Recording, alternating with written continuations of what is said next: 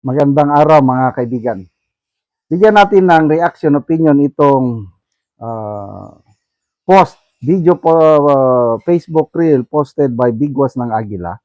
Interview ni na Professor Malutikia, economist Cora Gidote sa isang bank manager. Pinag-usapan nila yung fishing expedition na ginagawa ng Kamara. Kung pwede ba na at this stage, sa deliberation pa lang ng probable cause, kung pwede bang isubpoy ng bangko na i-bulgar ang mga bank accounts. Wow! Ito, nasupalpal ng todo ang mga kongresista. Hindi pwede at this stage. Bank manager na yan, ha? Sa impeachment trial mismo, sa korte na, pwede. But at this stage, hindi pa pwede. Pakinggan nyo, mga kongresistang magagaling. Ito, bank manager na nagsasalita. Tora, can you tell us about bank secrecy? Can you readily pierce the veil of a private depositor? Sige. Just to give you a background, bakit kailangan natin bank secrecy law? Marby Baleros. Marby Baleros, bank manager. Or the government wants us, the people, to trust the banking system. So, gusto nila yung mga pera natin, instead ay ilalagay natin sa bahay natin, sa ilalim ng ulan natin, sa bangko natin ilagay. Bakit importante yung deposits? Since alam ni Magdora na yung deposits natin, pinapaikot ng bangko para ipautang. So, pinapautang yan sa mga negosyante na nag-spur ng growth sa economy. So, yun ang important. So, yung, what is the bank secrecy law, yung RA 1405? RA 1405 is was created, it states that all deposits of whatever nature, including investment funds issued by the government, are of purely confidential in nature. And no person or government official, even government official and offices can access your bank records except for four reasons. First is the signed waiver of the depositor themselves. So yung mismong may-ari ng account. Correct. So signed waiver. Pangalawa, in cases of impeachment. So pangatlo, per cases involving bribery and the religion of duty. And the fourth is when the funds in question is the subject matter of the litigation. So hindi siya pwede na, for example, sinampahan kayo ng libel, titingnan nyo yung bank account ng tao. So, the criminal act should be connected to the bank account bago natin buksan. So, bawal yung fishing expedition na bubuksan ko yung account ko, buksan mo yung account ni Malutikia. Tingnan natin kung ano magagamit natin para sa impeachment. Pwede ba yun? Yes, oo. So, yung mga tao na gustong i-circumvent yung bank secrecy natin, no? However, pag pumunta ka sa bangko or nag-subpoena ka sa isang bank officer requesting for a bank statement of account, liable si bank officer. Yun! So hindi yan yung pag may subpoena. Yes, unless they fall under dun sa four reasons na nabanggit. So question, can the bank open the account of a private individual? Open in access? Yes. A third party asking you open the bank accounts of Juan de la Cruz. The bank officer himself, no. Can the bank open the bank accounts of a previous president? No. Can the bank open the account of the husband of an incumbent official? Hindi rin. Technically, limited. Just in case there's a ongoing court case, kailangan specify yung... So, diretso ko, may impeachment. Gusto nilang buksan ang account ni VP, ni PRRD, ng asawa ni VP.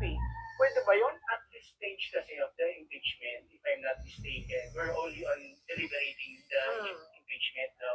So wala pa tayo din sa proper Trial. impeachment trial. Oo. Mm.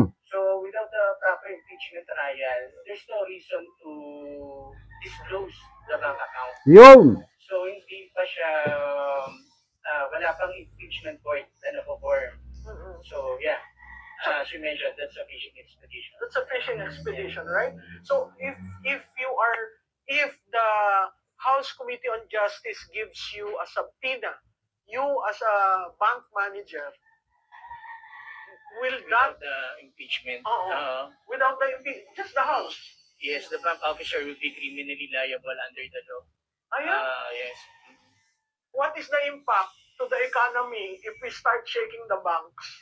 Siyempre, mawawala yung tiwala sa mga bangko. Pwede kang magka-bankrupt. Mm-mm. Kasi siyempre, kunwari, ito yung bangko sa Bank ABC. Nag-reveal ka, yung mga depositors mo, maglalabas ng pera. Yun. Kasi wala silang tiwala. Baka mabigay nila yung details ko to anyone. Mm-mm. Kasi ang bank secrecy is about absolute confidentiality. Unless talagang may matigas na rason para ilabas yun, hindi sila maglalabas.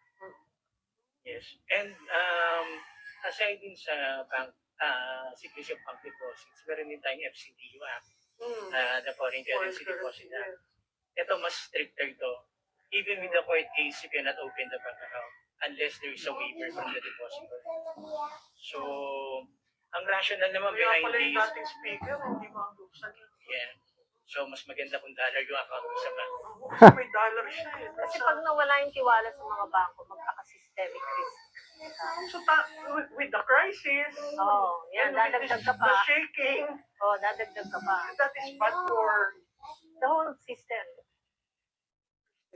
and the investment people who are looking Yeah, exactly. to mag-invest ako dito sa Pilipinas, pero sandali lang. Ang Talagang gulo ninyo mapapag-isip. sa, tapos ito sa bank. Daming issue. So, So yun na, Bank Manager Marby Valeros, hindi pwede So, yeah.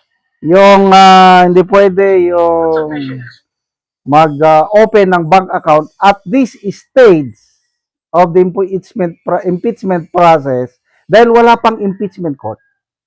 Pag meron ng impeachment court, ongoing na yung trial, yan, pwede na.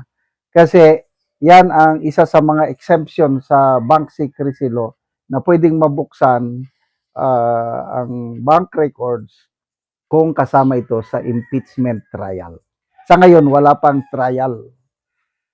Salamat mga kaibigan sa inyong pagsubaybay sa channel na ito. Nakakatulong kayo ng malaki sa tribong talandig ng Bukidnon dahil ang sweldo natin sa channel na ito is pantulong po sa tribo. Namimigay tayo ng libreng yero at pako para makapagpatayo naman sila ng mas maayos na tirahan. Panoorin nyo ang video na ito. Ani ang natagaan namo og yero, so mag-atop na ni siya karon.